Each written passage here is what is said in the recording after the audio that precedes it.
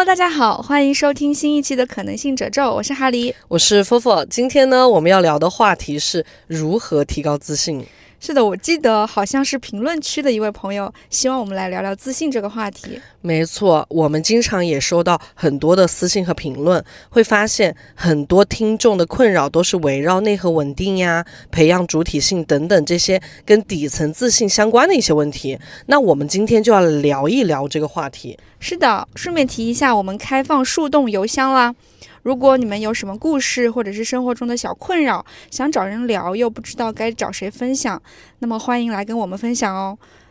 同时如果你们有想我们讲的话题，也欢迎告诉我们。哈黎，我首先想问你一个问题，你会觉得自信是一种天赋吗？如果说自信是一种天赋的话，就意味着它似乎是不太能通过努力去获得的，它仿佛是一种玄学嘛。那如果是这样的话，我是完全不认为自信是一种天赋的，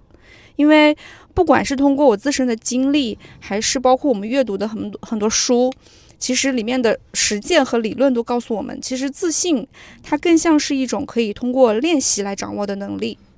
非常赞同。我想起我第一次有强烈的不自信的这种切身感受和焦虑，其实是我本科的时候去交换的经历。那个时候全英文的环境会让我突然觉得我非常非常的不自在不自信，从刚开始去交换时的兴奋，到交换过程中觉得很煎熬很痛苦，那是一种觉得自己什么都做不好，一种自我怀疑的这种痛苦。然后比如说开会的时候，我很想要跟教授表达一个我的想法，但是我突然会想我的英文表达不够准确不够流畅，又或者是我这个想法会不会大家都已经知道了，就是各种自我怀疑，然后突然就会心跳加速，脑子里突然就会有一个小小的声音说要不还是别说了吧，然后我就会开始陷入无尽的自我怀疑。哈黎，我发现我的不自信跟你似乎是那种相反的，你是因为不自信选择不说嘛？我是看上去非常自信，不断的再去表达，但其实底层的不自信是别人在表面上看不到的。举一个例子，就是我说话的时候会一直滔滔不绝，且会看着别人的反应，就当对方的人所有的细微的 reaction 在我眼里，它都会变成我对应要不断再继续表达的点，但其实它的本质就是我不断再去揣测对方，我是不是说错话了，我的笑话是不是不好笑，对方是不是对我有什么想法，就其实他们这些所有的想法在我的心里都是不断的在打鼓的。因为我不相信我自己是可以表达好的，我不相信我说的东西对方是能接受的，所以我就强迫我自己更多的表达，所以这样子其实长期下来虽然看似说了很多，但其实也特别内耗。而且我在那个不自信的阶段会很热衷于给自己贴一个不自信的标签，我好像就已经默认了我是一个不自信的人，并且我总是在等一个充满自信的完美状态。就我总觉得等那个状态来了我就能搞定一切，往往是我等着等着很多机会就溜走了，然后我又开始循环往复的后悔内耗。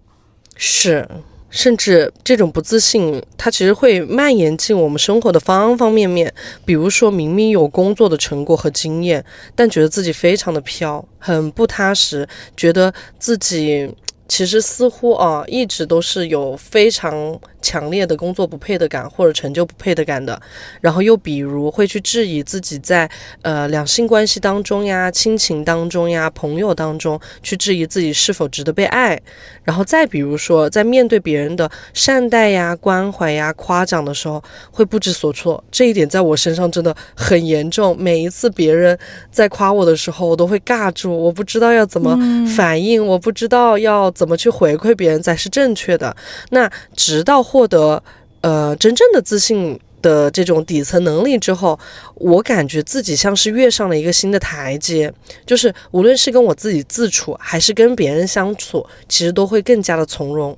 和舒服。是的，我觉得很有同感，就是我觉得突然有一天我从一个不自信的状态开始被身边的人不断的评价为是一个自信的人，一个内核稳定的人，并且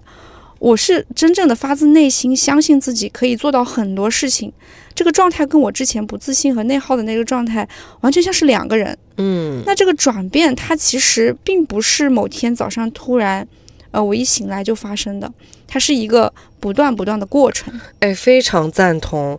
那同时也非常希望想提升自信的听友们不要为不自信这件事情感到难受，因为请你们一定要相信这是一种可以被锻炼出来的能力。是的，我们的经历就可以今天分享给大家，可以给大家一点信心，就是我们不是天生就是自信的人，但是我们依然可以做到内核稳定。那好，就赶紧进入我们今天的主题内容。好，那首先呢，我想分享一个对我改变非常大的观点，那就是自信的基石其实是从我们与真实的自己相遇开始建立起来的。就是我不知道大家会不会有一样的感受啊，就是我们好像平时花了太多的时间去研究别人喜欢什么，社会认可什么，我们经常陷入到别人的评价、别人的情绪当中无法自拔，可是我们却忘了好好的问自己一个问题，就是我到底是谁呢？就是我想起《被讨厌的勇气》里面，他强调我们要自我接纳嘛，但是这个自我接纳，我认为它并不是一味的在情绪漩涡中逼迫自己去爱上自己，逼迫自己认可自己，这个一定是很难做到的。就是我们其实是需要先告诉我们的大脑，我目前是什么样的人，我这些特点是什么，我这些特点来自什么样的事情，它都是有原因的。就是它也许目前是一个不好的特点，但是我现在想要面对它，我们先要做到的就是我要认识这个特点，不然我们的大脑它其实是很难真正的做到理性的去接纳自己所有的不好的特点的，它只会在一次一次的情绪漩涡中选择去攻击自己。所以无论现在的自己我们是否认可，是否喜欢，我们都要学会开始面对它，了解它，像你平常去研究别人的心情一样，别人的评价一样，去了解自己。那具体怎么样去认识自己呢？其实就是从追问自己开始。在这里呢，我想再次推荐一下普鲁斯特问卷，它是一个来自19世纪的法国沙龙，因为法国作家马塞尔·普鲁斯特的经典回答而闻名于世。它呢，不像是我们传统的那种心理测试一样给你贴一个很生硬的标签，它是通过一系列直指人心的问题，让你自己亲自从内心深处去挖掘出这些问题的答案。那这个完整版的问卷呢，它是有35个问题，我相信它不是很快可以回答出来的，而且很多人第一次看到这个问卷的时候会发现，我好像都没有思考过这些问题，我根本答不上来。我觉得这很正常啊，因为我们似乎真的从来没有被训练过好好的去了解自己。然后呢，我梳理了一下，大概呢分为3个维度的问题，比如说你与世界的连接，你与自我的关系，以及你与生命的关系。哇，光是这3个维度就已经感觉到不太是我们平常思维惯性下面会去想到，或者说会去自己复盘的一些问题。是的，我们要了解自己是向内求，这些问题其实是向内去探索的。那我这里呢选取里面的几个问题来跟大家分享一下吧，大家呢也可以一起来思考一下自己的答案。首先呢，里面有一个问题是，你认为最完美的快乐是什么？我当时看到这个问题，其实我就陷入了沉思，因为我发现我根本没有认真的去了解过自己，我觉得最完美的快乐是什么。他这个问题其实问的不是那种短暂的兴奋，比如说我玩一天手机那种快乐，而是完美的快乐。那我觉得大家可以问一问自己，这种快乐是你成就带来的巅峰的体验吗？还是沉浸在一个你非常热爱的事物中产生的那种心流时刻？还是就是与你非常爱的人共度一个非常平凡的夜晚？那其实这个答案呢，它就会清晰地指向你情感能量的来源。我发现他的问题很聪明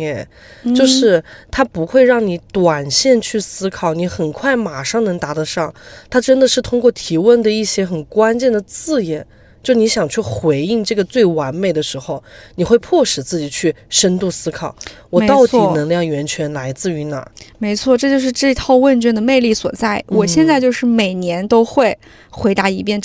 整一个的问卷，因为我会发现每一年我的答案都不一样，随着我的人生的阶段在推进，我最完美的快乐是不一样的。但是我觉得去思考这个问题是非常有必要的。然后呢，还有一个问题是，你最痛恨别人的什么特点？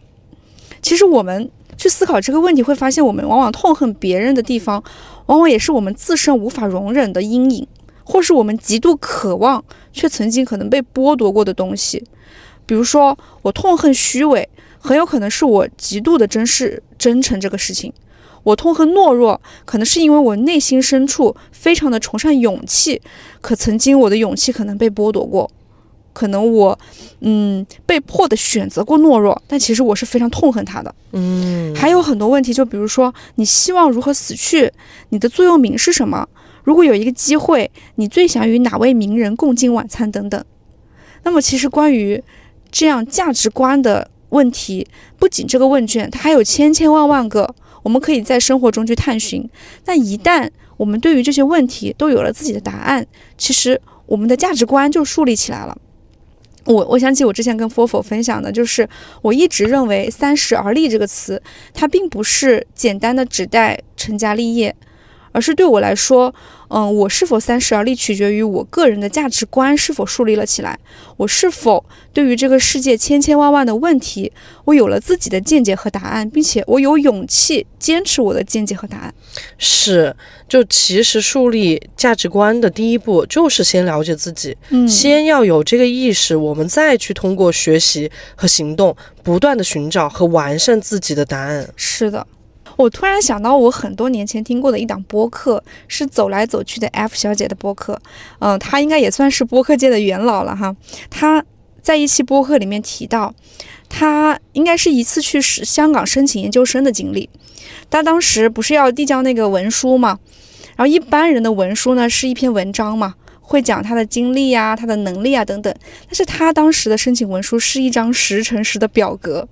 我当时就觉得非常的新颖。那这个10×10的表格是什么呢？其实就是10个问题，10个关于他自己的问题。比如说，我最喜欢的10部电影，我最欣赏的10种品格，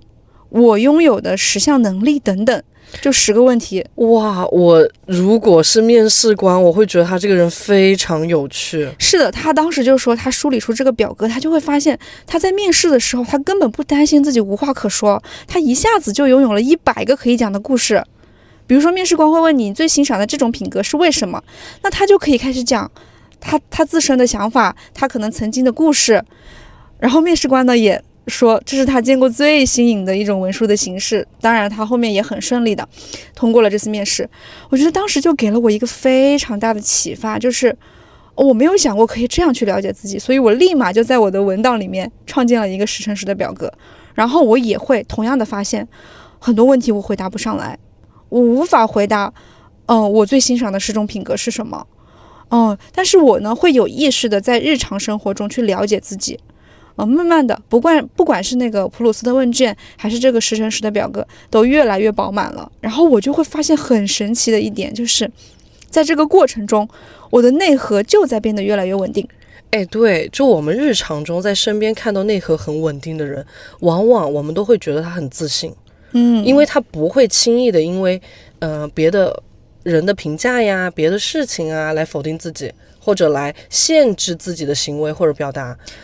你刚刚提到这种方式真的太有趣了，我真的马上现在就想做起来。是的，而且我发现哈，当我们真的回答了很多很多关于自己的问题，关于这个世界的问题，我们有了自己的答案之后，你自然不会那么轻易的被别人的答案和别人的评价所影响。没错，因为你会知道我的这个答案是通过我的思考和我的实践专属于我的答案，它是适合我的，所以我不会再那么容易的动摇。所以我在想，这可能也就是内核稳定的一个很基础的根基。没错，而且就像你刚刚说到的，你在说的这个过程中，我已经怦然心动，恨不得马上去做这个事情，但一定会有些东西马上答不上来嘛。但是他开了个头就非常好，非常好。因为你开了个头，你就会开始不断的积累，你就会开始不断的去做深度的思考，因为只要这个头开始了，一切的故事它就会有接着写下去的推动力了。而且你会发现，我们如果做这件事情，就会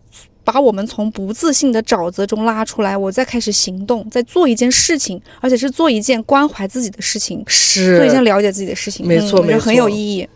那除了刚刚说的这些问题啊，其实还有一些具体的小方法可以帮助我们从日常生活中去了解自己。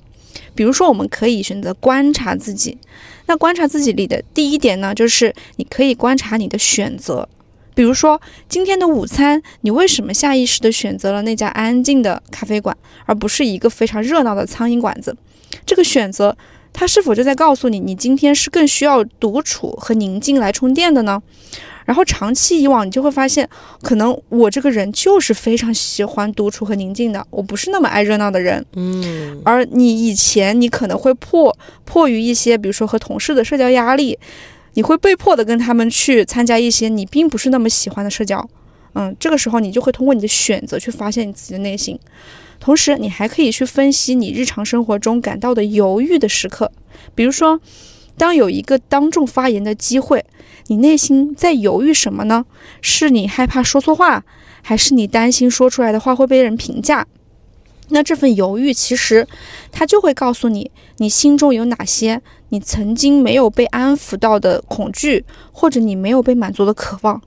同时你还可以去审视你逃避的那些时刻，比如说有什么事情是我一拖再拖的事情，又有什么东西让我十分的抗拒，是一件任务本身的难度，还是说这个事情可能会触发我觉得我不擅长，我不完美的这种自我认知。其实我发现逃避啊，它往往是一种自我保护的信号，它同时也在提醒你，你来看这里其实有你还没有解决的问题。这个也可以成为我们了解自己的一个方式。同时还有一点就是，你可以去挖掘你的优势。比如说在某一件事情上，你会发现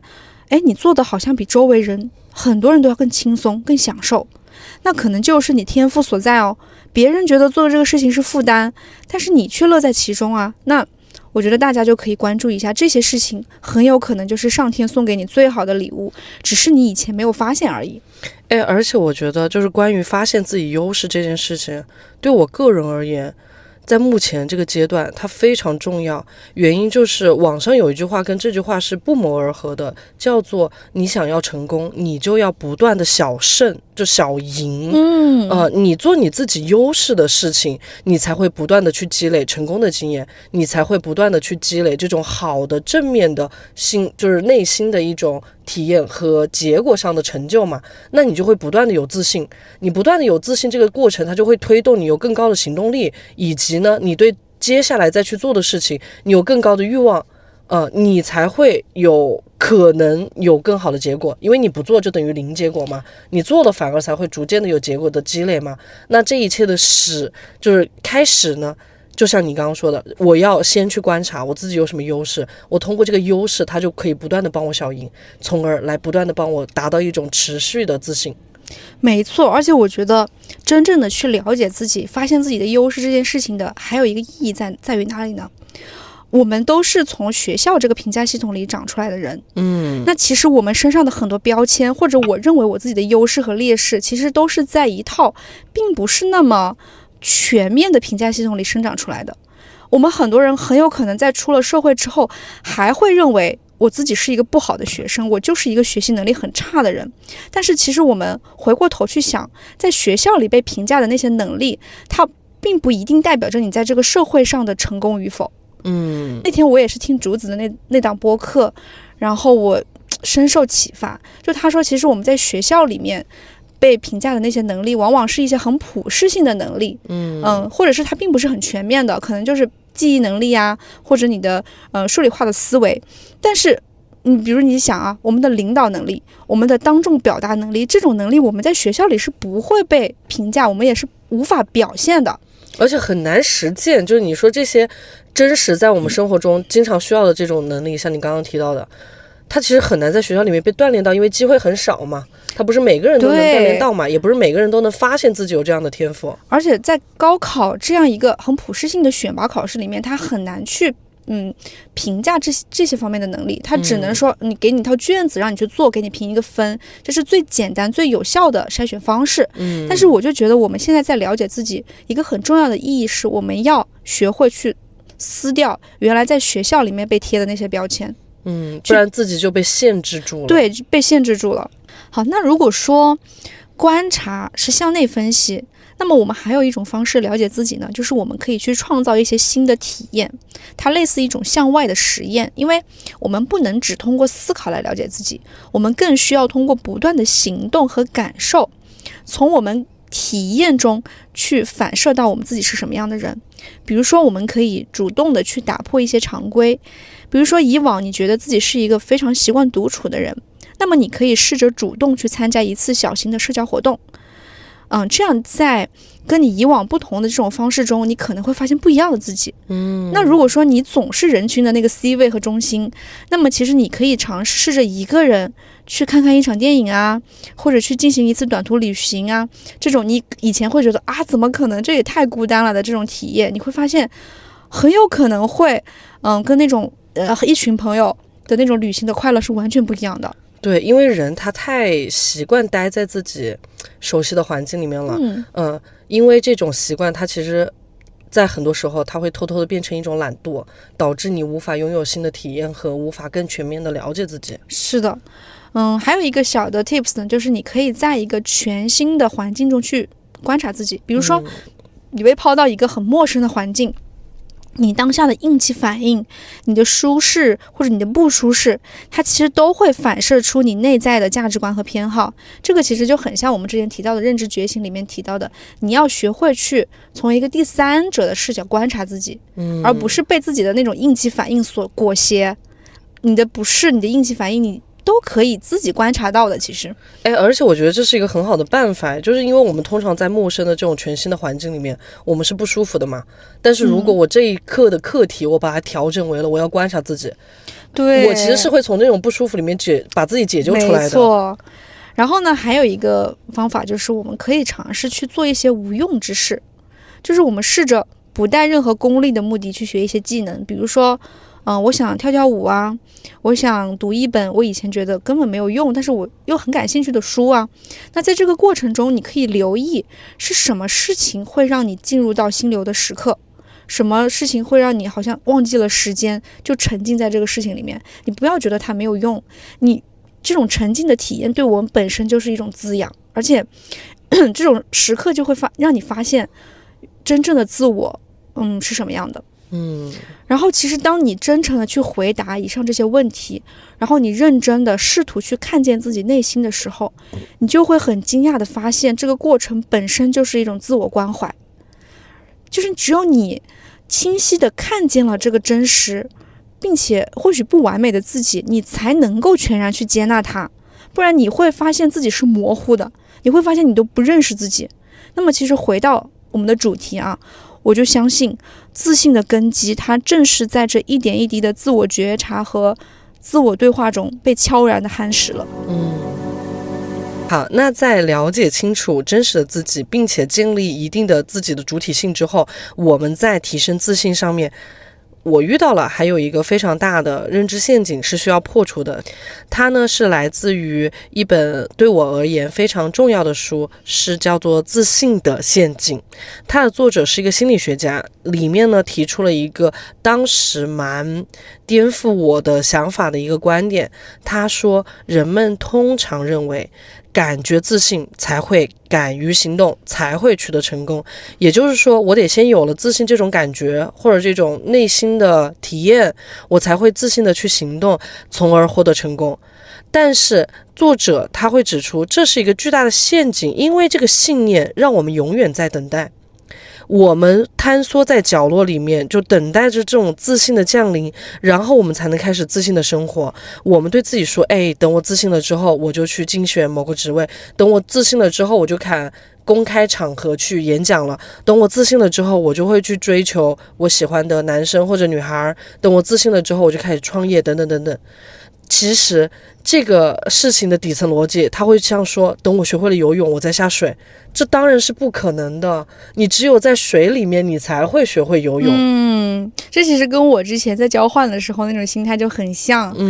其实我现在回忆起来，可能这也是某一种程度上的逃避吧。就是你会觉得我不太想面对目前这个我很糟糕的一个现状，我就会觉得，哎，等我以后自信了，我是不是就可以很顺理成章、非常顺利的去做好这件事情？我觉得这似乎跟我们第一期分享的被讨厌的勇气结合起来了。就是当你想去逃避一个你真正应该去面对的重要课题的时候，你会找一些其他的原因来帮你自己暂缓去面对它的可怕，去面对它带给你的这种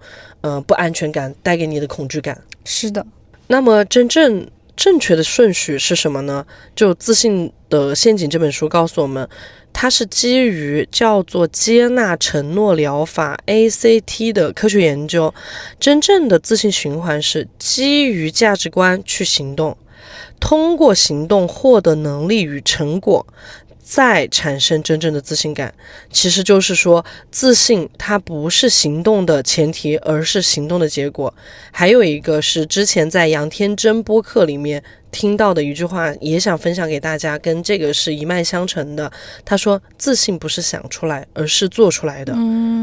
它意味着你不需要等到自己感到自信了之后才去行动，恰恰相反，你就应该在颤抖中，在恐惧中，依然带着那份不适感去行动。自信它会在你的行动路上慢慢生长出来的。我觉得你说的非常对，就是带着那份不适感去行动真的太重要了。我甚至觉得它是从不自信到自信的一个必经之路。这其实就像我们学游泳，你刚刚说的嘛，我们不可能在岸上就通过感觉自信就学会，你必须要跳进水里扑通几下，可能还要喝几口水，在一个不是那么舒适的过程中，你的自信啊，比如说你对游泳的这个能力的信念，你才能够真正的建立嘛。我在这里很想跟大家分享一个发生在我自己身上的经历。它是一个成长的顿悟。就我刚工作的第2年，我是做了策划部的小 leader。那年纪很小的时候，在工作里面其实是会非常害怕冲突的，因为会有一点点觉得自己才不配位嘛。那尤其是在需要为自己团队的利益和别的部门据理力争的时候，或者说跟老板去沟通一些需求的时候，那我就会总是在等待，要等待自己敢去提了呀，觉得自己说话很完美呀，觉得自己非常自信的时候再去。那结果就是我会一次又一次错过其实最好去沟通这个事情，最好去提这个事情的最佳时机。那结果是什么？结果一定就是团队包括我自己的利益是一定受损的嘛。后来我是逐渐的意识到，我应该勇敢起来，我不需要等到内心毫无恐惧的时候我才去做，我就只需要问我自己，对我现在而言最重要的是什么？我希望在此刻达成的目标是什么？那答案就是守护我的团队，守护我自己的利益，对吧？那我作为一个希望自己负责任的这样的一个管理者，那我就必须要行动起来。所以呢，我就鼓励我自己，并且主动去找了别的部门的主管啊，或者老板去聊。然后我也有我的一个表达方式给大家分享，就我不会很强装镇定，因为装镇定别人是看得出来你是一个纸老虎的。我就会直接开场，就是说，我说实话，这样的对话会让我很紧张，甚至可能会有一点不舒服。但是我觉得为了这个项目的顺利继续，或者为了这个部门所有人的共同利益，那我们必须是要坦诚来沟通的。但其实在我意料之外我每一次这样的对话都非常的顺利，而且通过这样一次又一次的对话之后，我真的非常推荐大家的原因是，我的经验告诉我，当我发生这样的对话3到4次之后，我就开始逐渐的不害怕冲突了。我是真的有了对话的自信，因为这就是行动起来，就是我先到水里面去了之后，我就学会游泳了嘛。我这个自信它就真正的成长起来了。是的，我觉得这里面还有一个很关键的点，就是你其实是基于你的价值观在行动的，就是你刚刚说的那个自信循环，第一步就是基于价值观去行动。是，这就更加 relate 到我们第一点，就是你要去了解你自己的价值观，你要选择一个原则去行动，不然你在这个行动的过程中，你还是会很犹豫。你的犹豫并不是凭空的，你不是一个天生就犹豫的人，而是你暂时还没有一套坚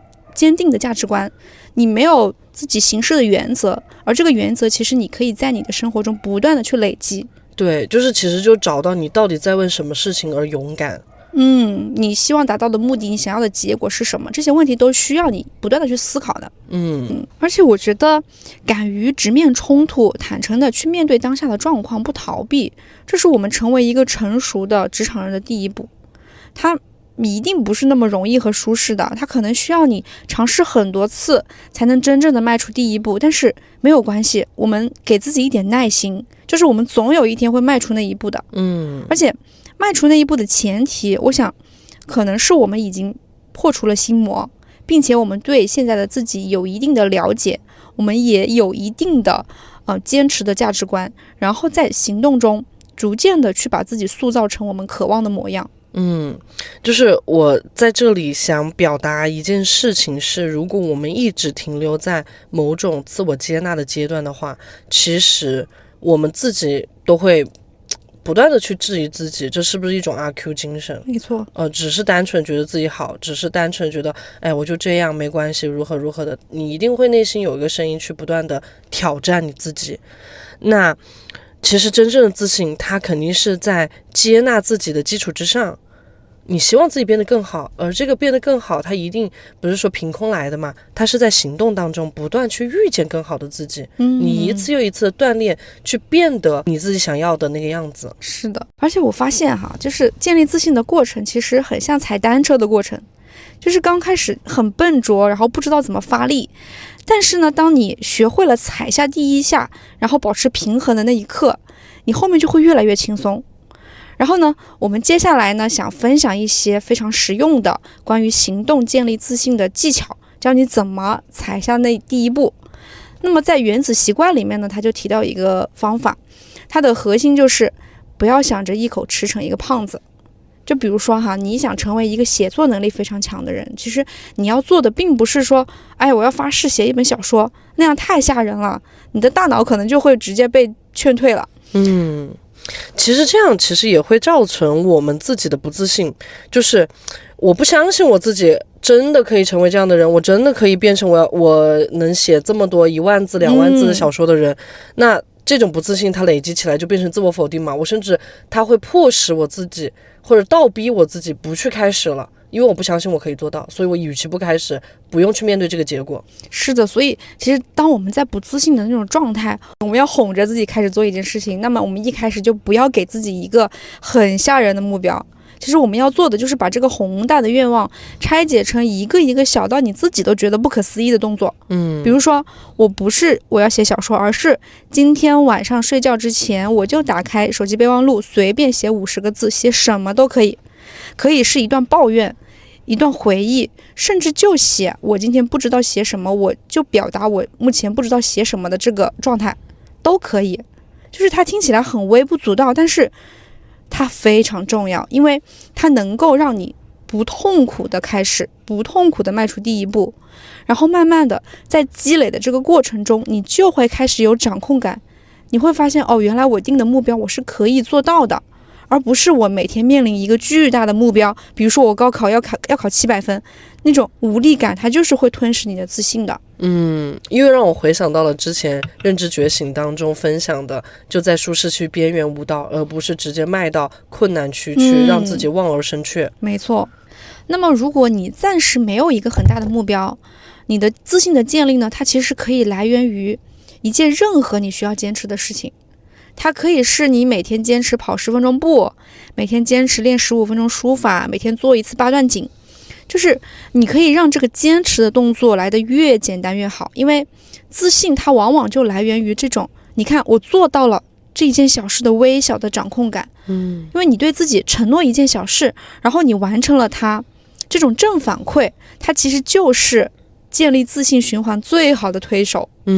就是在小的行动积累之后呢，你回头望就可以看得到自己走了好多路，你就会相信自己其实是可以坚持走下去的。这就是不断的在说的一种底层的自己可以给予自己的信任。然后就是原子习惯里面还有一句话对我影响很大，非常想分享给大家，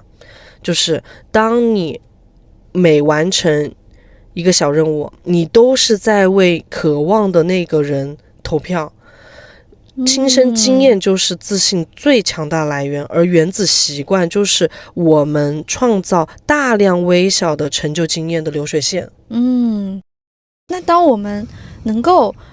从这一点点的习惯和掌控感中启动自信的开始，我们还需要一个步骤来稳固自己的自信，让我们自己的大脑相信我的微小成就并不是偶然，我是可以不断持续的去获得我的成就的。那么我们就还需要进行刻意练习。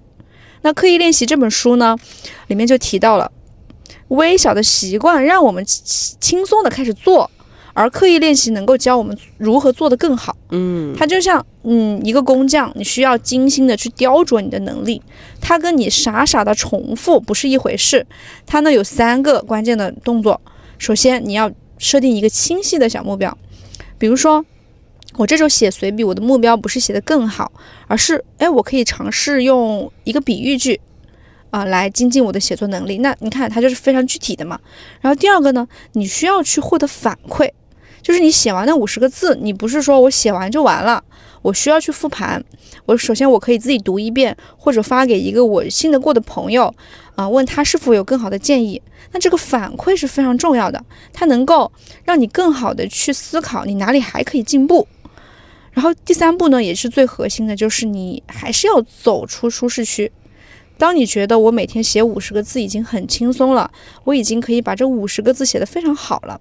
那你就可以开始试着挑战一下，我今天写80个字，或者我今天试着描述一个声音描述一个生动的故事。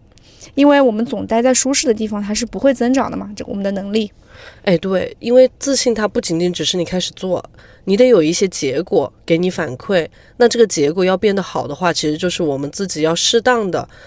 学会在舒适边缘舞蹈嘛，就是你能做到的基础上，你让自己再变得好一点。那这一点点，即使是一点点的差距，它这中间产生的这个结果上的糖，它一定是会甜到你的。这个甜它就会让你感觉到一种自信，我可以接着做好，我是 OK 的，我是棒的，我没有在浪费时间，这样的一个自信。而且我真的觉得刻意练习这本书给了我们一个很大的启示，就是你可以通过刻意练习，通过重复做事情去变得更好。你的能力是可以被有清晰路径的雕琢的，是这个事情本身就可以给我们鼓舞的。这里其实我还想分享一个我的小故事，就是我以前非常害怕于当众演讲，我非常的不自信，我的脑中非常容易一片空白。那我当时我就记得我在大学的时候，我就有一次给我妈打电话，我就分享这个事情，我说我好像很害怕于做公众演讲。然后我妈就跟我分享了一个观点，我觉得算是改变了我整个就是公众演讲的这种思维和路径的。她就跟我说，你要想那些你看起来他演讲的非常好的人，他并不是天生的，你没有看到他背后可能就是写了一个逐字稿，然后练了很多很多遍。这个是我当时没有想到的。我当时就一直在想别人为什么可以演讲的那么顺畅，为什么可以讲的那么自如那么自信，我就开始怀疑自己嘛。然后他就跟我分享，他说你现在就把你要汇报的这个事情这个内容一字一字的写成逐字稿，然后你把它重复练习10遍，练到你完全可以脱稿之后，你再去上台，你就会发现你就获得了自信。就是这个刻意练习的过程，你其实就掌握了一种能力。我觉得这个也可以分享给大家。当你开始怀疑自己是否不适合公众演讲然后你会发现自己临场发挥的能力不够好的时候，我希望大家可以先不用苛责自己，我们要一步一步来。你就会发现，当你在演讲之前把逐字稿写好之后，你心里会有一种很有底气的感觉。然后当你上台，你会发现你很自如的发挥之后，你就建立了这种自信的根基，你就会知道原来我不是不擅长演讲的人，我只是需要一点准备。然后慢慢的你会发现，我真的可以做到临场发挥了，因为临场发挥的前提就是你有一个很稳固的自信。那其实当你经历了，首先你设定目标，然后你可以专注行动，然后获得反馈，最后你在你的舒适区边缘突破一点，这个过程你就会真切的感受到一种扎扎实实的能力自信，而不是那种自我接纳的自信。它不是飘在空中的感觉，是你心里已经有底了，你会笃定的知道只要我用对方法，一步一步来，我是真的可以掌握这个东西的。那这个时候呢，你的自信心建立就开始真正的进入了一个良性的循环。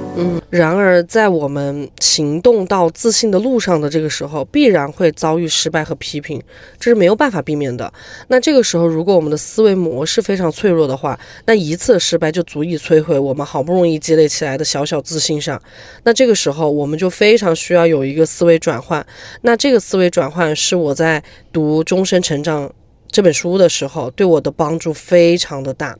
他这本书里面是把人的思维分成了两种，一种叫做固定型思维，就他这种固定型思维呢，认为人的才能它是先天注定的，一成不变的，他们需要不断的去证明自己，他们会非常害怕挑战，因为失败就意味着我天生不行这样的终极审判。那第二种呢，就是成长性思维，就是认为能力是可以通过努力和学习来发展的。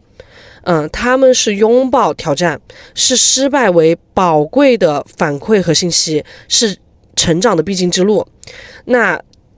具体来说，就是一个拥有固定性思维的人，他们的自信是非常脆弱的，他就好像在泡沫之上，他需要一直成功，如果他失败一次，他就给他自己判刑，不断的拿我曾经失败过这样的判断来不断的去拷问自己。而一个拥有成长性思维的人，他的自信是非常坚韧的，不管成功失败与否，他总是建立在我一定会变得越来越好，我总是能成长的磐石之上。我觉得这两种思维的转换真的太重要了。我当时在看这本书的时候，我也是觉得改变了我非常非常多。因为我觉得当一个人拥有成长性思维之后，他才真正的拥有了主体性。因为当你是固定型思维的时候呢，你很容易给自己贴标签，你就觉得经历了一个事情，我就是一个失败的人，我经历了一个失败的经历，我就会觉得我不擅长这个事情。这其实对我们的自身成长是非常非常不利的，因为它往往并不客观。因为我们想要习得一个技能，我们往往从不熟悉到熟悉，从不会到会的。那你如果从一开始还不会的那个阶段，你就给自己贴一个标签，说我不行，那其实你就很难进步，而且很难启动，你就越想去逃避这种我不可以的这种结果。对，你就会很容易在做一件事情的开始被那种失败的情绪所裹挟，然后你的精力就全部放在消化情绪，而不是像成长型思维里面的人，你不断的去通过学习和努力来发展。而这个思维的转变其实是最底层的，我们需要做的就是我要相信自己是一个可以主动去学习，可以主动从努力中去获得一种能力的人。我们要有这种思维，那这个时候呢，你就真正的把成长的权利、自我评价的能力交回了自己手上。而且我觉得无论是自信还是拥有主体性，你一定要把对结果的定义拿到自己的手上。就这种思维的转换，它一定是你会发现它是革命性的，它会把你从那种评判席的被告直接变成你变成一个实验室里面的科学家一样的角色。我每一次实验，我不管它的成功与否，我都只是很客观的记录，我最终要达到的是一个目的，我会给我自己非常多试错的可能和时间。那每一次挫折就不再是我自己的一种个人的否定，不再代表我这个人做错一次就是我不行，我不 OK， 而是一个数据实验嘛。他告诉我就是这条路它不通，我们换一换，我们换另外的一个变量，我们去换别的实验条件。那这种思维的话，就让我们的自信从结果导向变成了过程导向，它就变得无法被轻易的摧毁。而且我发现，如果你认为自己是一个固定型思维的人，其实我觉得你也不必焦虑，因为我会发现我们其实从学校里出来之后啊，我们很容易成为固定型思维的受害者。因为我们总是被评分、被评价，然后可能家长或老师都会通过你的一次考试成绩来认定你是否适合学习，你是否是一个优秀的人。就是我们在这样的过程中，真的会不断的被塑造成一个固定型思维的人。是。后来呢，我看完这本书，我开始实践这种成长性思维嘛，我就会开始不断的想要揭掉自己以前那个标签。比如说，当我搞砸一个任务的时候，可能以前我会怀疑自己说，我真的很不适合做这个事情，然后我转变为这次我搞砸了，但是我从中我学习到了几点可以改进的地方。那又比如说，当我看到别人成功的时候，可能我以前会想，他真的好厉害，然后不自觉的把我自己跟他对比嘛。然后我现在就会觉得，他是怎么做到的呢？他做到这件事情的过程中有什么我可以借鉴的方法吗？其实我觉得这样子不断的练习，我们就可以从固定型思维的人转变成成长型思维的人。还有一个提升自信的邪修大法想跟大家分享一下，它是关于我们的身体。因为呢，我们的心智和身体它是深度双向连接的，就当你不自信的时候，你可以去观察一下你的身体其实会比较偏向蜷缩的状态。那反过来呢，当你有不自信的感觉，你去改变你的身体姿势，它也是可以直接在当下来改变你的心理状态的。这是源自之前看到一本书叫做《高能量姿势》，它书里面是说，保持打开开放性的姿势，也就是高能量姿势嘛，哪怕只是2分钟，它就能让你身体里面的主导荷尔蒙类似于睾丸酮来上升，那压力荷尔蒙比如说像皮质醇这一些来下降，从而呢增加你的风险承受能力，让你感到更自信更有力量。就是说你的身体状态不是你自信水平的被动反应，而是你可以去主动利用的一个杠杆。那无论你现在在哪里，你可以尝试一下，就站起来，那你的双脚打开和肩同宽，然后双手叉腰，挺起胸膛，下巴微微抬起。你可以想象一下自己是神奇女侠或者超级英雄刚刚拯救完世界一样，你保持这个姿势做2次深长的呼吸。可能想象起来有点中二哈，但是你真的就比如说状态不佳的时候，不太自信的时候，你试试，信我，真的有一点点帮助的。这个邪修真的挺实用的，就是我回想起来，我其实有在实践这个方法，而且我发现不仅是姿势，其实眼神也很重要。比如说，不知道大家会不会发现，当你不自信的时候，你是似乎不敢直视别人的，就是你的眼神会有点躲躲闪闪的。那我现在在社交中，我会努力去克服这一点。比如说，当我在和一个比较权威的、地位比较高的人在对话的时候呢，我会努力的去保持一个比较坚定的眼神，不躲躲闪闪。其实你看起来也会更加的自信。就是还有一个分享，我之前给策划团队去做面试的时候，我很明显的能够感觉到自信的人跟不自信的人，他在面试的过程当中，他姿势是完全不一样的。不自信的人呢，他会更偏向于就比如说把手怀抱在自己的胸前嘛，或者说呢，他整个的姿态是比较佝偻的，比较拘谨的。那他在讲的过程当中，他其实是会有点哆哆嗦嗦，然后给人的感觉不是很自信。他其实会进一步的导致在面试的这个过程中，对方他因为会觉得，你是不是不太好分享或者各种原因。他就很难进一步的去挖掘他可能更看重的信息，你本人更好的一些才能。那相反呢，就是非常自信的人，他是姿态一定是打得比较开的。我记得之前哈里跟我分享过一个，就是你会在跟别人沟通的时候，你会把手放在桌上嘛，它就是一个非常好的姿态。然后另外一个呢，就是比如说他的整个上身是比较胸膛是比较张开的一个情况下，我感觉他说着，哪怕是开始会有一点点紧张，他说着说着，他是其实你聊到他非常专业的地方，或者说他能力很好的地方，他会逐渐的开始越来越自信，他会越来越放开。就是这是一个从另外的视角来看这种生理姿态，这种高能量姿势对人自信的一个提升。是的，我觉得这个就非常适合当你目前是一个没有那么自信的状态，你可以通过一些很具体现在就实操的方法去改变你这种不自信的状态。因为不是有一句话吗？你先假装，然后直到你成功。Fake it until you make it。我觉得非常的重要，大家可以实践一下。在我们不断实践和提升自信的路上，